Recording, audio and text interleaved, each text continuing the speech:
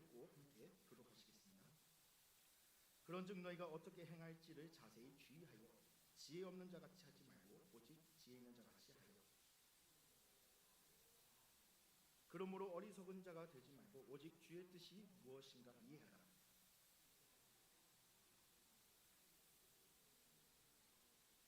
시와 찬송과 신령한 노래들로 서로 화답하며 너희의 마음으로 주께 노래하며 찬송하며.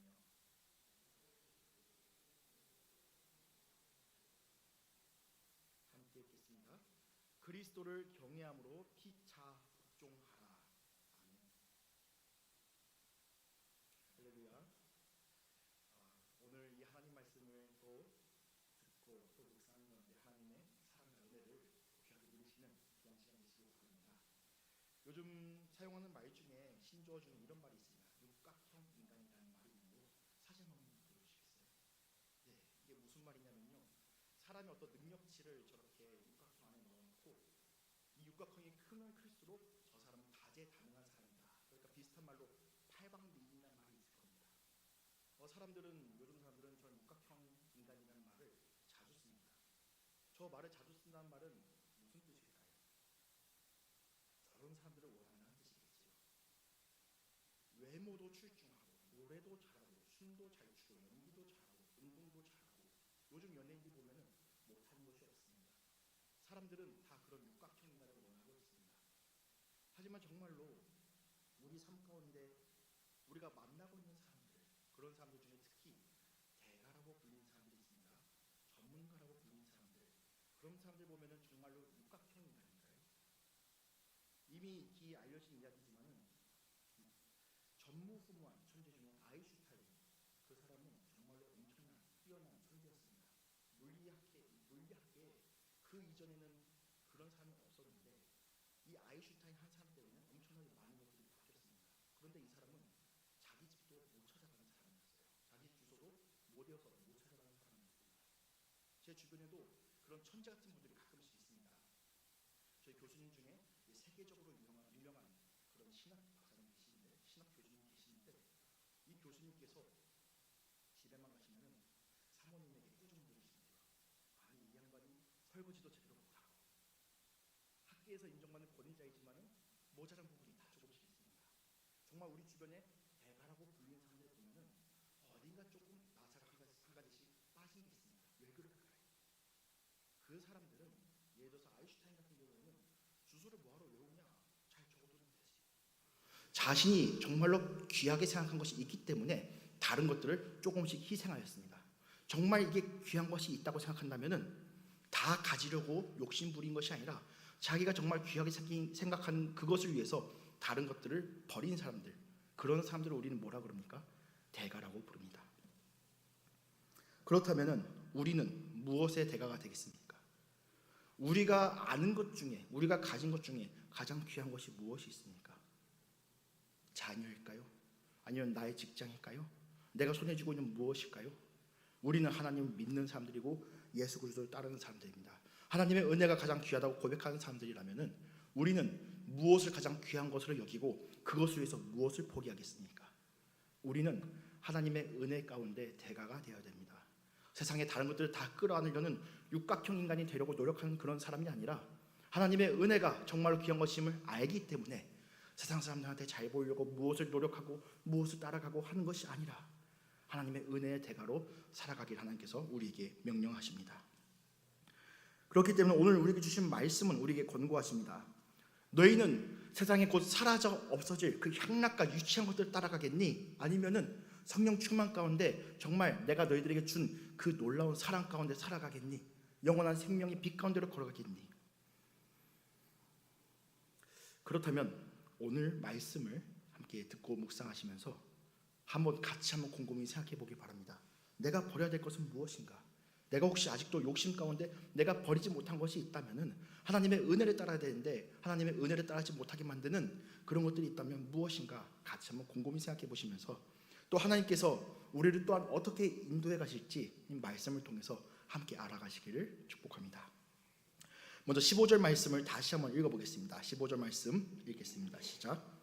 그런즉 너희가 어떻게 행할지를 자세히 주의하여 지혜 없는 자 같이 하지 말고 오직 지혜 있는 자 같이 하여. 아멘. 이 말씀은 에베소서입니다. 바울이 에베소 교회 교인들에게 쓴 편지의 내용입니다. 너희들은 지혜 있는 자 같이 해라. 너희가 어떻게 할 것인지를 주의 깊게 살펴보아라. 주의 깊게 살펴보는 이유가 무엇인가? 지혜 없는 자 같이 하지 말고 지혜 있는 자 같이 되기 위해서 너희들은 주의 깊게 살펴보아라 라고 이야기를 하고 있습니다. 그런데 그러면 지혜 없는 자는 누구고 지혜 있는 자는 누구일까요? 이게 뭔지 알아야지 살펴봐갖고 쟤는 지혜가 있네, 얘는 지혜가 없네 라고 살펴볼 텐데 왜 갑자기 그런즉 너희들은 지혜 없는 자가 지혜 있는 자를 얘기하고 있을까? 힌트는 이미 나와 있습니다. 15절 말씀 맨 앞에 보면은 뭐라고 시작하고 있어요? 그런즉. 우리도 뭔가 장황하게 얘기를 한 다음에 상대방이 이해를 못한 것 같으면 그러니까란 말 쓰죠. 여기서도 앞에서 이미 이게 무엇인지, 어떤 사람이 지혜 없는 사람이고 어떤 사람이 지혜 있는 사람인지 설명해 준 다음에 그런즉이란 말을 쓴 겁니다. 그러면 이 그런즉 앞에 어떤 이야기가 있을까? 5장 1절 말씀 함께 읽어보겠습니다. 시작. 그러므로 사랑을 받는 자녀같이 너희는 하나님을 본받는 자가 되고. 아멘. 하나님의 사랑을 받은 자녀 같은 사람은 어떤 사람이라고요? 지혜 있는 자다. 하나님의 사랑을 받지 못하는 자는 뭐다? 지혜 없는 자다. 그러니까 너희들은 스스로 살펴보아라. 내가 정말 하나님의 사랑받는 자녀같이 지혜롭게 행동하는지, 아니면 너희들 하나님의 사랑을 받지 못하는 저 지혜 없는 불쌍한 사람들처럼, 예를 들어서 음행, 온갖 더러운 것, 탐욕, 누추함, 어리석은 말, 희롱의 말 등등 이런 더럽고 가증한 것들을 따르는 사람들의 모습으로 살아가고 있는가? 라고 하면서 5장 1절부터 우리 본문 말씀 앞절에 있는 14절까지 쭉 말씀하고 있습니다. 너희들은 이런 가증한 것들, 더러운 것들을 이름조차 입에 거론하지 말아라, 흉내조차 내지 말아라 라고 이야기를 하고 있습니다. 왜요? 너희들은 사랑받은 자잖아. 너희는 하나님의 사랑받은 자잖아. 지혜 있는 자잖아. 그런데 왜 사랑받지 못한 지혜 없는 자들처럼 그런 것들을 원하느냐라고 권고하고 있습니다.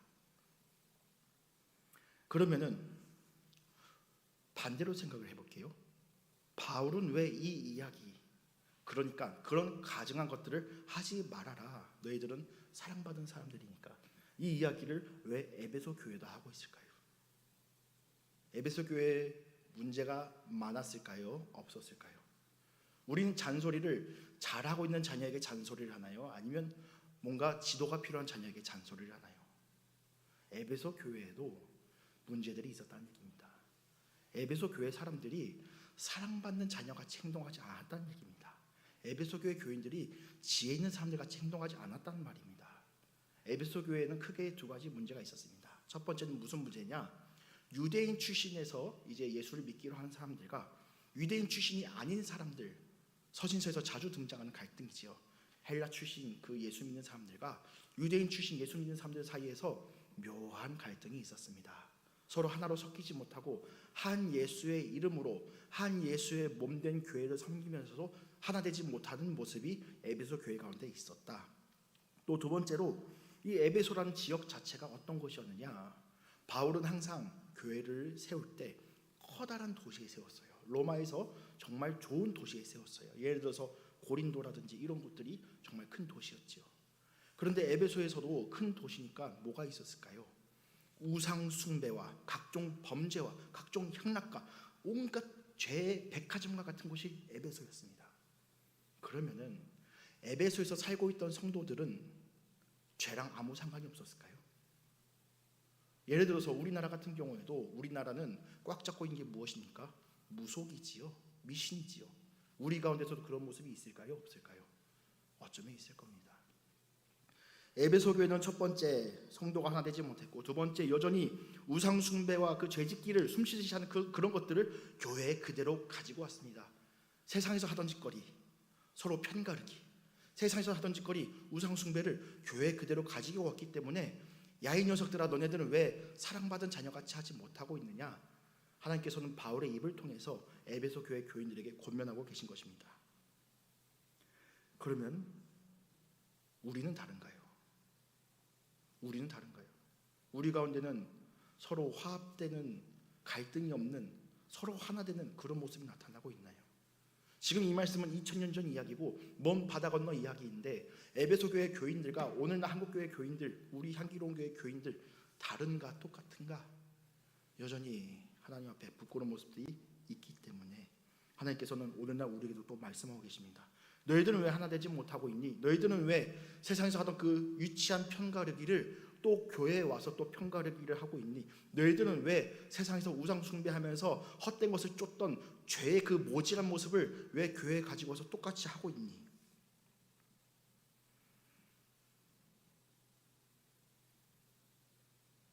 그런 우리를 통해서 하나님께서는 바울을 통해서 말씀하십니다. 다시 한번 15절 말씀 다시 한번 읽겠습니다. 시작. 그런즉 너희가 어떻게 행할지를 자세히 주의하여 지혜 없는 자같이 하지 말고 오직 지혜 있는 자같이 하여라. 아멘.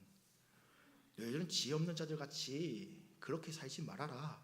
너희들은 사랑받는 자녀잖니. 지혜 있는 자같이 하여라. 그런데 또 이 말씀만 들으면요, 여기는 저부터도 교만에 또 빠집니다. 무슨 교만이냐? 나 정도면 지혜 있지 않나? 나 정도면?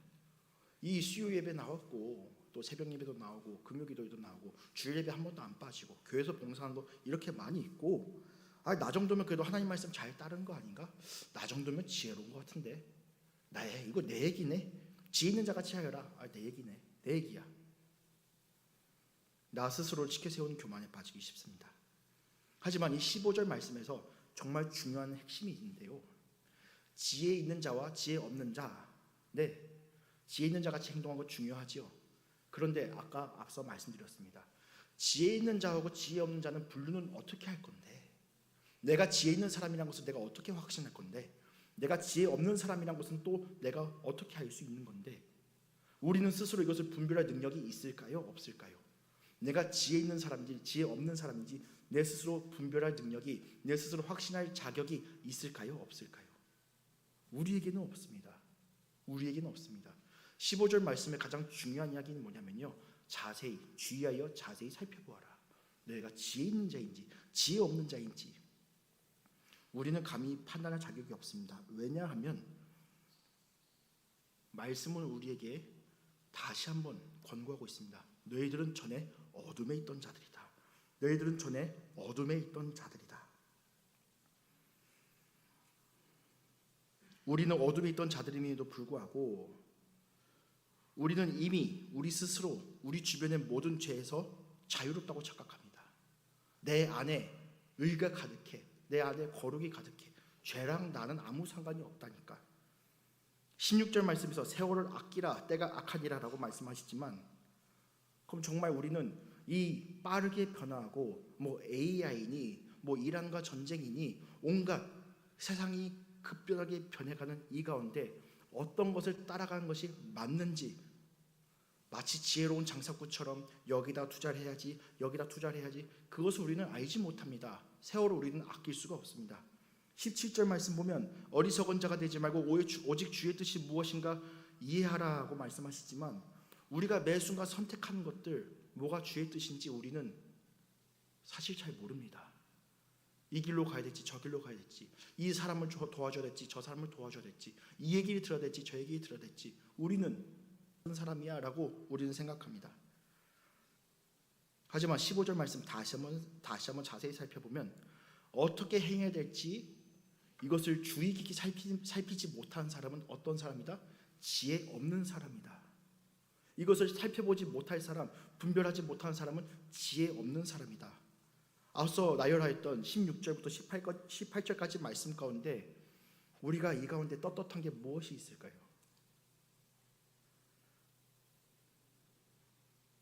즉 이 말씀의 가장 중요한 요지는 무엇인가?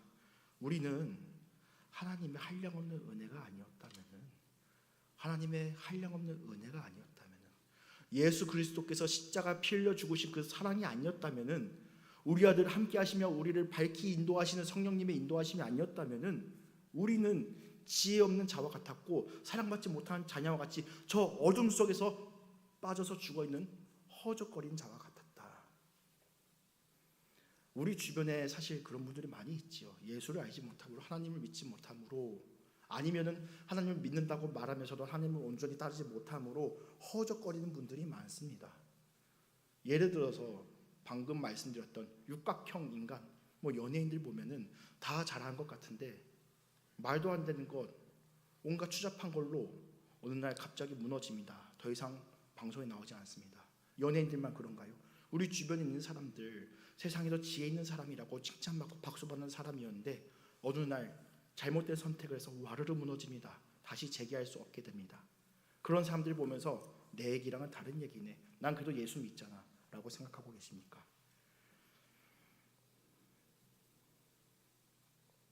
하나님의 은혜가 아니었다면 우리는 그 사람들과 똑같았다는 얘기입니다. 하나님의 은혜 가운데, 하나님의 부르심 가운데 우리가 이 자리에 나와서 하나님의 말씀을 듣고 예배드리고 하나님이 나의 주라 고백하지만 하나님께서 허락하시지 않았다면 우리는 저 시체와 똑같았다. 저 불쌍히 죽은 사람과 똑같았다. 너희들 교만하지 말아라. 너희들은 나의 은혜가 아니었다면, 하나님의 은혜가 아니었다면 우리는 아무것도 아니었다. 그렇기 때문에 우리에게 말씀하신 겁니다. 너희 자신을 살펴보아라. 지혜 있는 자인지 지혜 없는 자인지 살펴보아라. 하나님의 사랑이 너희 안에 있는지, 예수 그리스도의 빛이 너희 가운데 있는지 자세히 살펴보아라.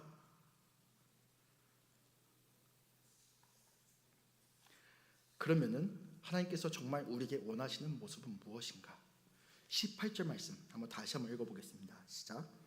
술 취하지 말라. 이는 방탕한 것이니 오직 성령으로 충만함을 받으라. 아멘. 성령 충만을 우리가 받으라고 하십니다. 성령 충만. 그런데 또 성령 충만하면은 우리에게 떠오르는 그런 장면들이 몇 가지가 있습니다. 장풍을 쏘아대고 귀신을 내쫓고 뭔가 기이한 이적과 기사를 펼쳐야지만, 아니면 간혹 이런 분들이 계십니다. 내가 젊을 때는 성령 충만했는데 내가 나이가 들고 건강이 나빠지면서 성령 충만이, 내가 믿음이 시들해졌네. 아이고 내가 성령 충만하지 못하다고 낙심하고 자책할 때가 있습니다. 하지만 하나님께서 우리에게 말씀하시는 성령 충만을 받으라. 너희가 성령 충만을 받으라. 장풍을 쏘아야 된다. 귀신을 내쫓아야 된다. 뭔가 특별한 일을 해야 되고 너희들 가운데 자신감이 넘치고 에너지가 넘쳐서 주의 일을 항상 잘 감당해야 된다. 이런 말씀을 하시는 걸까?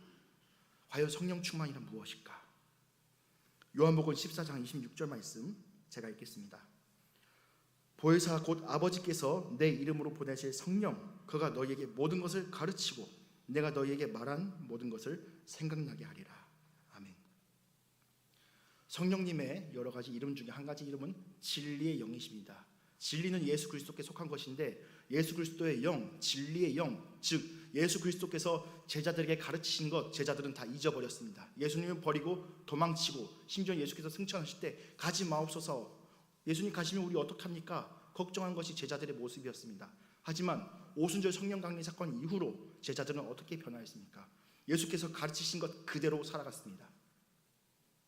그렇다면 우리에게 주신 성령 충만의 은혜는 무엇인가? 우린 또다시 넘어집니다. 교만해지고 내 맘대로 살아가고 하나님 뜻대로 살지 못하고, 나는 왜 여전히 죄짓고 살아가는가? 나는 왜 여전히 저 사람을 용서하지 못하고 사랑하지 못하고 왜 여전히 나는 또다시 죄짓고 살아가는가? 이런 우리에게 성령 충만의 역사가 나타날 경우 우리가 잊고 살았던 하나님의 말씀이 우리에게 또한 다시 한번 말씀하십니다. 너 그렇게 살면 안 돼. 너 그렇게 사는 게 정말 나의 뜻대로 사는 거겠니? 예수 믿기로 고백하고 하나님을 믿는 우리들에게 성령께서 오셔서 우리에게 항상 말씀하십니다. 성령 충만의 역사는 내 마음대로 에너지를 막 발산하는 것이 아니라 하나님의 뜻대로 나의 삶이 이끌어져 가는 것. 다시 한번, 성령 충만은 나의 뜻대로가 아니라 아버지의 뜻대로 하옵소서 하는 삶이 시작되는 것, 그것이 바로 성령 충만입니다. 그렇기 때문에 성령 충만한 상태를 감히 술 취한 상태랑 비교하고 있습니다. 18절 말씀 다시 한번 보면은 비교가 재미있습니다. 성령 충만은 정말 거룩하고 귀한 것인데 무엇이랑 비교하고 있어요? 술 취해서 인사불성이 되었고 비틀비틀 방탕한 모습과 성령 충만을 비교하고 있습니다. 왜 그럴까요? 술에 취한 사람이 자기가 이성적으로 정말 똑똑하게 판단하는 사람이 있을까요? 없습니다. 이 사람의 정신은 술에 완전히 지배당해서 하면 안 될 말을 하고 하면 안 될 행동을 합니다. 다음날 아침 되면은 내가 그때 왜 그랬지? 후회하고 땅바닥을 치지만은 이제 아무 소용이 없습니다. 왜냐하면은 그 사람은 자신의 정욕의 지배를 받았기 때문입니다.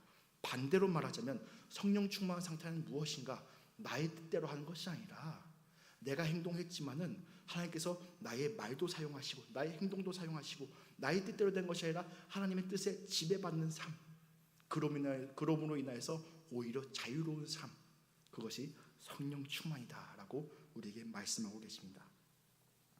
그러면 성령 충만한 사람들의 삶은 또 어떤 모습인가? 19절부터 21절 말씀 함께 읽어보시겠습니다. 시와 찬송과 신령한 노래들로 서로 화답하며 너희 마음으로 주께 노래하며 찬송하며 범사의 우리 주 예수 그리스도의 이름으로 항상 아버지 하나님께 감사하며 그리스도를 경외함으로 피차 복종하라. 아멘. 아멘. 정말로 이상적인 교회의 모습이, 정말로 아름다운, 하나님께서 정말로 기뻐하신 교회의 모습이 19절부터 21절까지 말씀에 열거되고 있습니다. 교인들끼리 교회에 만나면은 서로 쓰잘데기 없는 얘기, 아이고 언니 머리 어디서 볶았어, 너무 이쁘네, 어디 미용실인지 알려줘. 물론 이런 교제는 할 수 있겠지만 이런 이야기만 하다가 끝나는 모임이 아니라, 하나님께서 이번 주에 나에게 이렇게 역사해 주셨는데 너무 감사합니다. 오늘 말씀 들었더니 하나님께서 나에게 이 마음을 이렇게 찌르시는데 이 말씀 들으니까 너무 감사합니다. 내가 지금까지 기도했던 것들이 있는데 하나님께서 이것을 이렇게 이루어 주셨습니다. 나의 기도대로 이루어 주셨습니다. 때로는 내 기도대로 이루어 주시진 않았지만 더 귀한 은혜를 나에게 허락하셨습니다. 이런 감사의 고백들이 넘쳐나는 상태, 하나님께서 이루신 것을 항상 믿기 때문에 내가 원한 대로 흘러가지 않는다 할지라도, 혹은 내가 원한 대로 흘러간다 할지라도, 하나님 감사합니다. 난 두렵지 않습니다. 내 영혼 평안해, 내 영혼 평안해. 이런 상태, 이런 사람들이 어떤 사람인가? 성령 충만한 상태. 그리고 이 성령 충만한 사람의 절정은 무엇이라고 말씀하시는가? 21절 말씀 제가 읽겠습니다. 그리스도를 경외함으로 피차 복종하라. 피차 복종한다는 말은 서로 복종한다는 이야기입니다. 서로 복종한다. 정말 이상적인 이야기고 아름다운 이야기입니다. 하지만 이 이야기는 사실 파격적인 이야기입니다. 피차 복종하는 것은 파격적인 이야기입니다. 세상 어디를 가도 다 계급이 있더라고요. 세상 어디를 가도 우두머리가 있습니다. 예를 들어서요, 어떤 한 교실에 주먹을 쓰는 잘 쓰는 친구가 있고 나머지 친구들은 이제 주변에 무리가 됩니다. 그럼 이제 주변에 있는 무리들을 자기들끼리 모이면 또 뭐가 될까요? 자기들끼리도 또 계급을 나누더라고요. 심지어 교회 안에서도 우리가 그런 모습들을 보여주고 있지 않습니까? 에베소 교회에서도 우리들의 교회에서도 그런 가운데 피차 복종하는 것 가당키나 할까요? 사람들은 어디를 가도 서로 대접을 받으려고 하지 대접해 주려고 하지 않습니다. 서로 아니면은 계급이 없다? 그런 경우에는 보통은 기브 앤 테이크로 가더라고요. 내가 뭔가 받아야지 주겠다. 저 사람이 내가 저번에 이걸 줬는데 저 사람 그냥 아무것도 안 하고 그냥 썩 넘어가네? 다음부터 저 사람하고 관계하지 말아야지. 그런데 피차 복종한다는 것은 무엇인가? 그 사람에게 아무것도 바르지 않고 그리스도께 경외함으로 그 사람에게 복종하는 상태. 내가 그 사람에게 종으로 자진해서 기어 들어가는 상태. 누구를 경외하듯이? 예수 그리스도를 경외하듯이. 왜냐하면 예수 그리스도께서 하신 것은 무엇이냐? 예수 그리스도께서는 제자들을 섬기셨지 제자들에게 받은 것이 없습니다. 예수 그리스도께서는 모든 것을 우리에게 주셨지 우리에게 받으신 것이 없습니다. 예수 그리스도를 경외함으로 피차 복종하라. 이 명령은 내가 무엇을 받기를 바라고 그 사람에게 복종한 것이 아니라 그 사람에게 내가 받지 못한다 할지라도 복종하는 것, 그 사람의 고개를 숙이는 것. 예수 그리스도께서는 아무것도 받지 못하신 것을 개의치 아니하시고 우리에게 모든 것을 베푸시고 우리에게 명령하십니다. 너희가 정말로 나를 사랑한다면은 너희도 베풀어야 하지 않겠니? 너희가 정말 나를 사랑하고 나를 따른다면은 너희도 베풀어야 되지 않겠니? 그리스도를 경외함으로 피차 복종한다는 것은 내가 받은 만큼 준다는 게 아니라 나를 헐뜯고 뒤에서 나에 대해서 안 좋은 얘기를 하고 다니고 나에 대해서 나쁜 짓을 한 사람에게 대해서도 그 사람이 나에게 용서를 구하고 사과를 구하지 않나 할지라도 내가 그 사람을 사과해 주는 것, 그 사람을 품어주는 것, 그 사람을 불쌍히 여기는 것. 나에게 아무리 악한 일을 저질러도 나는 그리스도를 경외하기 때문에 그 사람에게 복종한 것, 그것이 그리스도를 경외함으로 피차 서로 복종하는 것이라고 성경 우리에게 말씀하고 있습니다. 저도 이 말씀 앞에서 부끄럽습니다. 하나님 왜요? 내가 왜 그렇게 된대요? 억울하잖아요. 내가 이 사람 그대로 용서해주면 그 사람이 가만히 있을까요? 다음에 나한테 더 심하게 굴걸요? 이 사람 저번에 내가 봐줬잖아요. 근데 또 이런 일이 생기네요. 하나님 말씀대로 했는데 왜 나에게 이런 일이 생깁니까? 이런 마음이 우리에게 울컥울컥 올라올 때가 있습니다. 다음에 또 그럴 텐데요. 또 그럴 텐데요. 내가 이 사람에게 복종해줘봤자, 그리스도를 경외한 마음을 복종해줘봤자 또 내가 손해볼 건데요. 하지만 하나님의 말씀은 우리에게 명령하십니다. 이 하나님의 말씀은 우리를 향한 사랑의 명령입니다. 너희들은 나의 사랑받은 자녀가 아니더냐? 너희들 전에는 어둠이었더니 내가 빛 가운데로 끌어내지 아니하였더냐? 너희들 나 덕분에 인생을 살아가고 은혜를 누린 자들이 아니니? 이 반박할 수 없는 지고한 명령 가운데 우리가 감히 아니요 하나님 내가 살아보니까 안 그렇던데요? 감히 우리가 반박할 수 있겠습니까? 이 하나님께서 모든 것을 다 주셨는데 근데 우리는 또다시 하나님께 반박할 수 있을까요? 우리는 그저 아멘으로 나아갈 뿐입니다. 이후의 일들, 내가 하나님의 뜻을 따랐기 때문에 또 겪게 될 어려움들, 그것조차도 하나님께 맡기는 것을 하나님은 믿음으로 보시고 순종으로 보십니다. 말씀을 정리하겠습니다. 정말로 세상을 움직이는 사람들, 위대한 사람들은 뭔가 나사가 하나씩 빠져 있습니다. 왜냐하면 정말 귀한 게 무엇인지 알기 때문에 다른 것에 다 개의치 않고 한 가지만 죽어라 팝니다. 그런 사람들은 위대한 사람이라고 칭송받습니다. 하물며 세상에 있는 사람들조차 그렇게 하는데 하나님의 정말 위대한 사랑을 받은 우리가, 어둠에서 빛으로 건진받은 우리가 무엇을 바라봐야 되겠습니까? 예수 그리스도를 따른다고 하면서 성령님과 함께 살아간다고 하면서 여전히 우리는 세상에 속지 않으려고, 손해보지 않으려고 아둥바둥 되고 있지는 않습니까? 우리 예수 그리스도 안에서 바보가 됩시다. 예수 그리스도 안에서 바보가 됩시다. 바보같이 용서하고 바보같이 사랑하고 심지어는 내가 잘못한 게 없어도 무릎 꿇는 사람이 됩시다. 바보같이.